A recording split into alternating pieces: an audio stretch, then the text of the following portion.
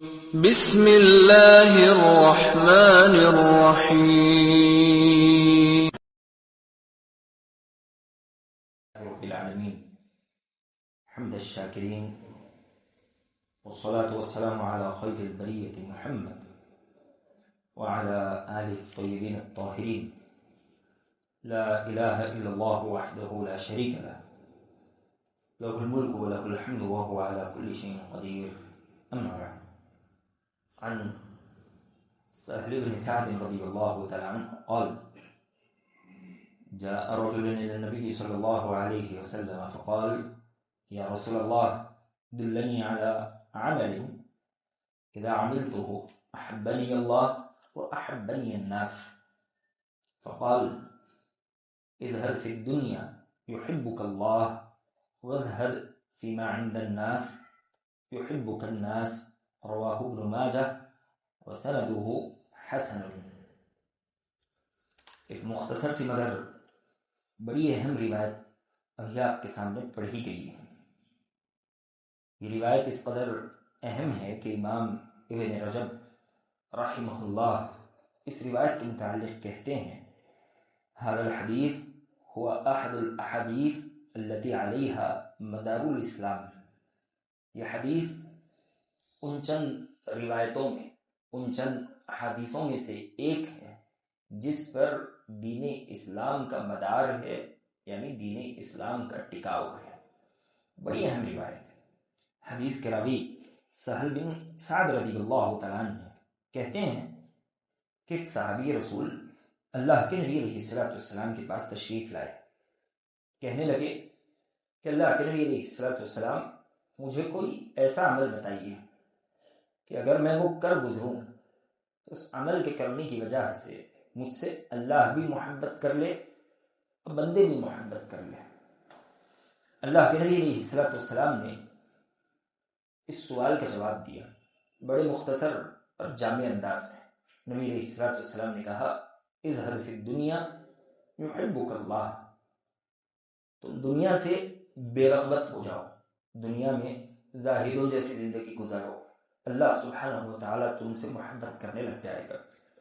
وَزَهَدْ فِي مَا عِنْدَ النَّاسِ يُحِبُّكَ النَّاسِ، اور لوگوں کے ہاتھوں میں جو ہے تم اس سے بے رغبت ہو جاؤ، اس سے زاہد ہو جاؤ، اللہ سبحانہ وتعالی لوگ پھر تم سے محبت کرنے لگ جائیں گے.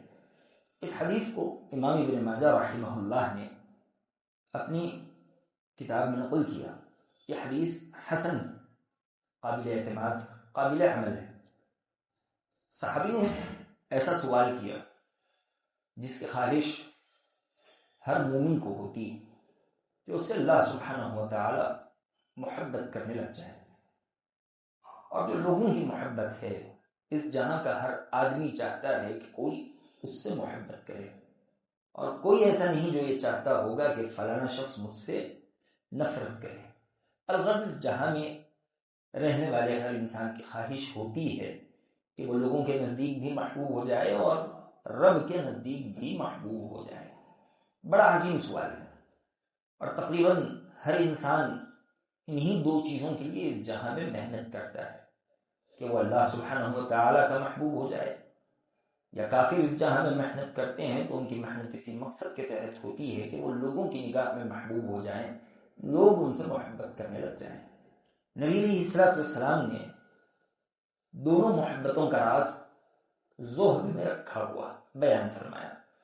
آپ علیہ السلام نے کہا کہ زہد اختیار کرو، دنیا سے زاہد ہو جاؤ، بے رغبت ہو جاؤ، یعنی دنیا کے مال و دولت سے دل نہ لگاؤ، اللہ سبحانہ وتعالی تم سے محبت کرنے لگ جائے گا. دنیا کے مال و دولت سے دل نہ لگانا اس کا مطلب یہ نہیں کہ آدمی فقیری، خلاشی اور بھوکمری کی زندگی پسند کرے، بلکہ آدمی دنیا میں رہے، کمائے کھمائے، لیکن کسی چیز سے دل نہ لگائے. دنیا کے مال و دولت اسے اللہ سبحانہ وتعالی کی یاد اور اس کی عبادتوں سے غافل نہ کرنے پائے. اس لیے کہ ہم صحابہ کرام رضوان اللہ تعالی علیہم اجمعین کو دیکھتے ہیں، بہت سے صحابہ بڑے غنی تھے. عثمان بن عفان رضی اللہ تعالیٰ، ابو بکر صدیق رضی اللہ تعالیٰ، خود عمر رضی اللہ تعالیٰ، اور ایسے ہی عبد الرحمن بن عوف رضی اللہ تعالیٰ، زبیر بن عوام رضی اللہ تعالیٰ، ابو طلحہ انصاری رضی اللہ تعالیٰ، بہت سے صحابہ کے نام آتے ہیں. یہ مال و دولت کے انبار اپنے پاس رکھنے والے تھے، لیکن اس کے باوجود زاہد تھے۔ یہ مال و دولت کے رکھنے کے باوجود زاہد کیسے ہو گئے؟ تو اس سلسلے میں حسن بصری رحمہ اللہ علیہ کہتے ہیں کہ یہ مال و دولت کے مالک تو تھے، لیکن ان کی دولت ان کے دل میں بسا نہیں کرتی تھی۔ یہ کسی چیز کے نقصان پر اللہ سبحانہ و تعالیٰ کو بھلایا نہیں کرتے، اور کسی چیز کے حاصل ہونے پر اللہ سبحانہ و تعالیٰ کی نافرمانی بھی نہیں کیا کرتے، جیسا کہ آج بہت سے مسلمان کر لیتے ہیں۔ وہ جیسے ہی کچھ مال و دولت کو دیکھ لیتے ہیں، وہ شریعت کی حدود پھلان دینے لگ جاتے ہیں، اللہ سبحانہ و تعالیٰ کی نافرمانی اور اللہ کی خلاف ورزی میں جرأت کا مظاہرہ کرنے لگ جاتے ہیں۔ یہ زہد کے خلاف ہے۔ زہد کا مطلب یہ نہیں کہ آدمی بالکل نہ کمائے، فقیری کی زندگی گزارے، نہیں۔ زہد کا مطلب یہ ہے کہ تم کماؤ دھماؤ، کوئی مسئلہ نہیں، حلال و حرام کا لحاظ رکھو، مال و دولت کے ہونے کے باوجود اللہ سبحانہ و تعالیٰ کی عبادت کو بھولا نہ کرو۔ جب بندہ یہ کرنے لگ جائے گا تو اللہ سبحانہ و تعالیٰ اس سے محبت کرنے لگے گا۔ اور اللہ کی محبت کیسی ہوتی ہے؟ حدیث میں آتا ہے، اللہ کے نبی علیہ الصلوۃ والسلام نے کہا، اذا احب اللہ عبدا نادى جبریل ان اللہ يحب فلانا فاحبه فيحبه جبریل فينادي جبریل في اهل السماء ان اللہ يحب فلانا فاحبوه فيحبه اهل السماء ثم يوضع له القبول في اهل الارض۔ اللہ سبحانہ و تعالی نے کہا، نبی علیہ الصلوۃ والسلام کہتے ہیں، جب اللہ اپنے کسی بندے سے محبت کرتا ہے تو جبریل علیہ السلام کو پکار کر کہتا ہے کہ جبریل، میں میرے فلانے بندے سے محبت کرتا ہوں، لہذا تم بھی میرے اس بندے سے محبت کرو۔ جبریل علیہ الصلوۃ والسلام اس بندے سے محبت شروع کر دیتے ہیں، اور جبریل علیہ الصلوۃ والسلام سارے آسمان کے فرشتوں کو پکار کر کہتے ہیں کہ سنو، اللہ فلانے بندے سے محبت کرتا ہے، جبریل محبت کرتا ہے، لہذا تم سارے کے سارے اللہ کے اس بندے سے محبت کرو۔ اب یہ آسمان کے فرشتے زمین والوں کو پکارتے ہیں اور پکار کر کہتے ہیں کہ سنو، فلانے سے اللہ محبت کرتا ہے، جبریل محبت کرتے ہیں اور سارے فرشتے محبت کرتے ہیں، لہذا زمین والوں تم بھی اللہ کے فلانے بندے سے محبت کرنے لگ جاؤ۔ یہ اللہ سبحانہ و تعالی کی محبت کا مظہر ہے۔ دنیا والوں کی محبت کیسے حاصل ہوگی؟ نبی علیہ الصلوۃ والسلام نے کہا، وَذَهَبْ فِي مَا عِندَ النَّاسِ يُحِبُّكَ النَّاسِ، لوگوں کے پاس جو مال و دولت ہے اس پر نظر ٹکانا چھوڑ دو، لوگ تم سے محبت کرنے لگ جائیں گے۔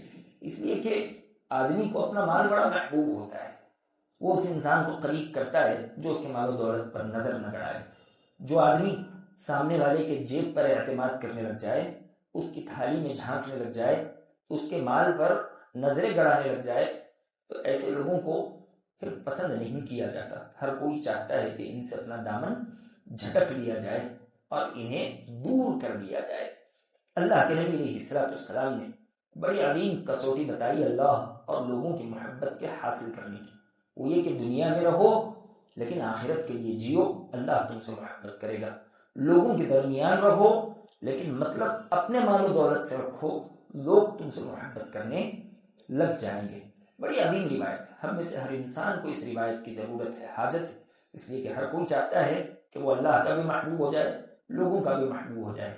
تو ہم میں سے ہر انسان کو چاہیے کہ دنیا میں رہیں، حلال و حرام کا لحاظ رکھیں، اللہ کے قریب رہیں، آخرت کے لیے جئیں، لوگوں کے درمیان رہیں لیکن کسی کے جیب پر نظر نہ ڈالا کرے، کسی سے سوال نہ کیا کرے، جو مانگنا ہو اللہ سے مانگے، لوگ بھی ہم سے محبت کرنے لگ جائیں گے۔ باقی جو باتیں ہوں گی انشاءاللہ آئندہ دروس میں بیان کی جائیں گی۔